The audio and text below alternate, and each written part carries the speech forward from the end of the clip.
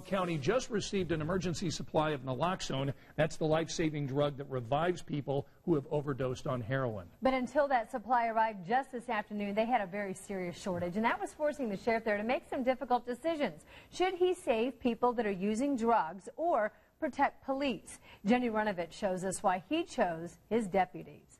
It was up here in one of these boxes. And Sheriff Brad Swain made the discovery last week. yeah, I came here and opened up the box, and there were about 2 kits left. A serious shortage of naloxone for his deputies, the life-saving substance that revives people who've overdosed on heroin and saves officers who are exposed to the deadly drug when it's laced with fentanyl or carfentanil. Nasal delivery. Naloxone is used a lot here. Like many Indiana communities, Monroe County is in the middle of an opioid crisis. Well, just last week or 2 weeks ago, we had like a record number of cases in a week.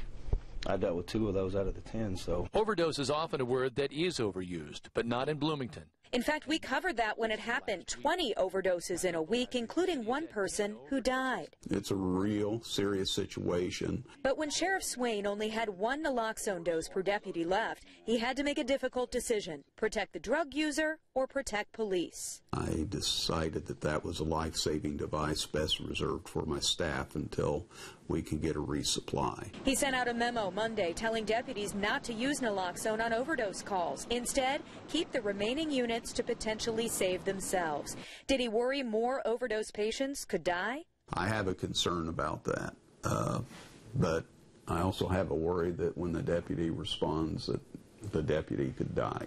Across the country, some nearly have. The drug is that dangerous. Just touching it puts officers at risk and in need of Narcan. This, he says, has become almost as important as bulletproof vests for police. It's just part of the harsh reality of the crisis that we have. Monroe County did receive a rush order of 100 naloxone kits by Tuesday afternoon, so now police policy is back to normal. A normal that's still unsettling. 3 doses per deputy, 2 for the drug user, and 1 potentially for them. In Bloomington, Jenny Runovich, Channel 13 Eyewitness News. Well, this epidemic